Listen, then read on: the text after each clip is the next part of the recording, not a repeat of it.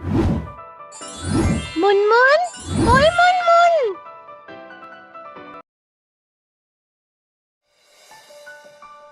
ये कहानी है हिमालय के जंगलों की, जहाँ एक बहुत सुंदर जंगल था और वहाँ काफी अलग अलग तरह के पक्षी रहते थे।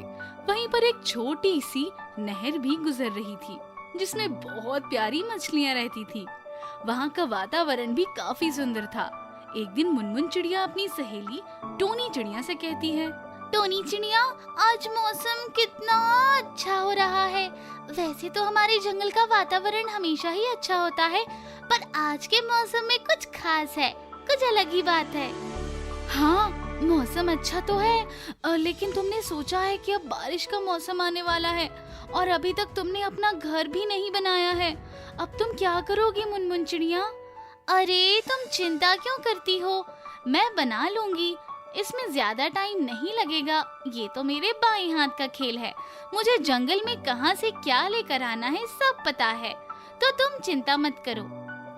पर नटखट बंदर बता रहा था कि इस बार बारिश काफी तेज पड़ेगी और बाढ़ आने के आसार भी है। नटखट बंदर तो ऐसे ही बोलता रहता है, तुम उसकी बात पर ध्यान मत दो। ऐसा कुछ नहीं होगा और मैं जल्दी अपना घर बना लूंगी।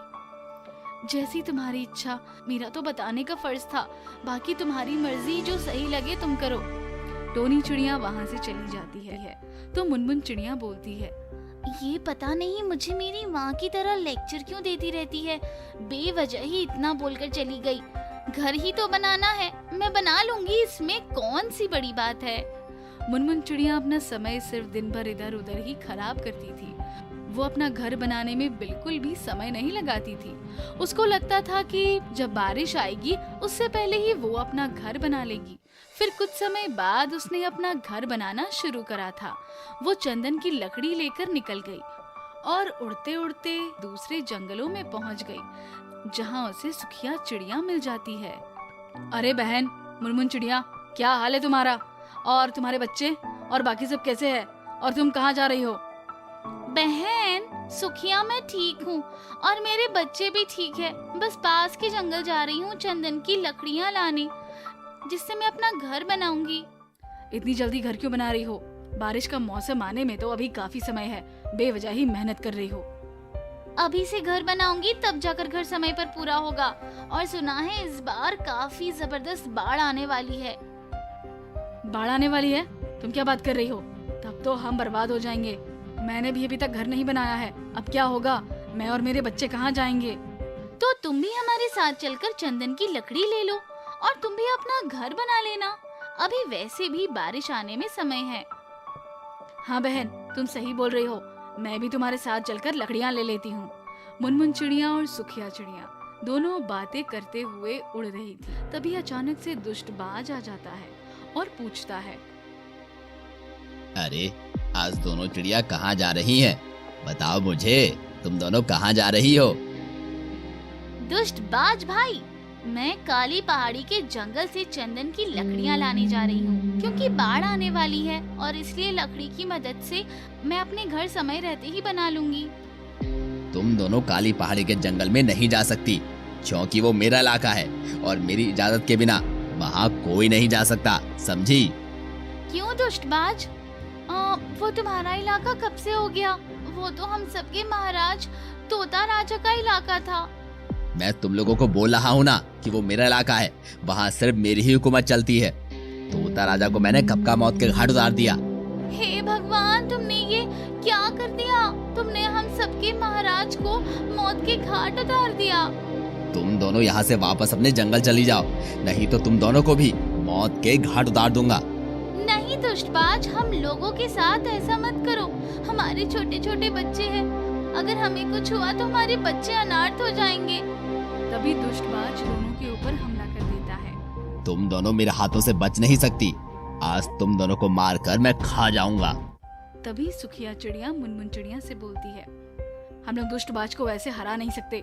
यहाँ से थोड़ी दूर पर नमकीन नदी है, उसका पानी लाकर बाज की आंख में डाल देंगे तो ये अंधा हो जाएगा। चलो बहन जल्दी चलो, नमकीन पानी लाकर इसकी आंखों में डाल देते हैं। तभी दोनों चिड़िया मिलकर नमकीन पानी अपने चोंच में भरकर लाती है और दुष्टबाज की आंखों में डाल देती है। ये क्या डाल दिया तुम लोगों ने? मुझे कुछ दिखाई क्यों नहीं दे रहा? मेरी आंखों को क्या हुआ?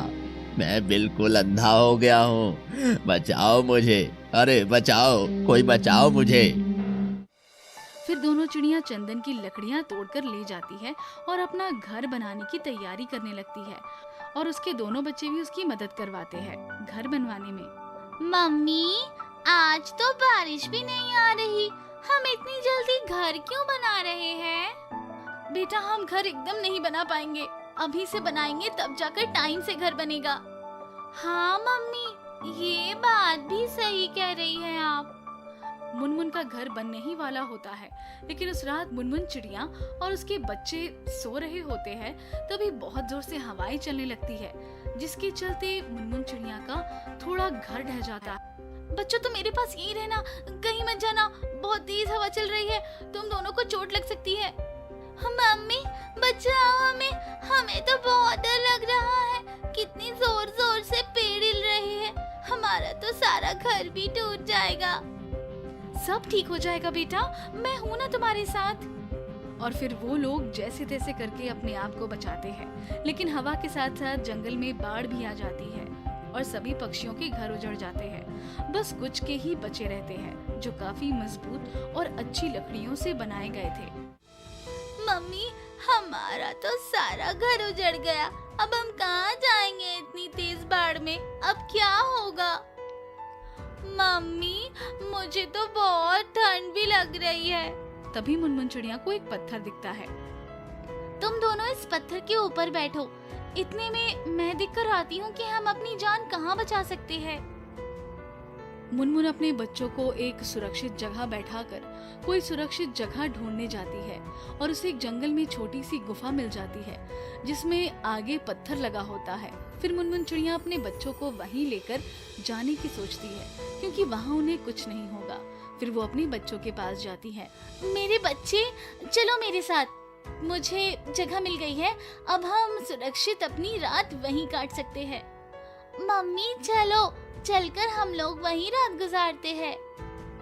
वो सारे वहाँ पहुँच जाते हैं और फिर वहाँ जाकर मुनमुन उन गुफा का पत्थर ढक देती है, ताकि पानी की लहर अंदर तक न आए और वो सब चैन की सांस ले पाते हैं।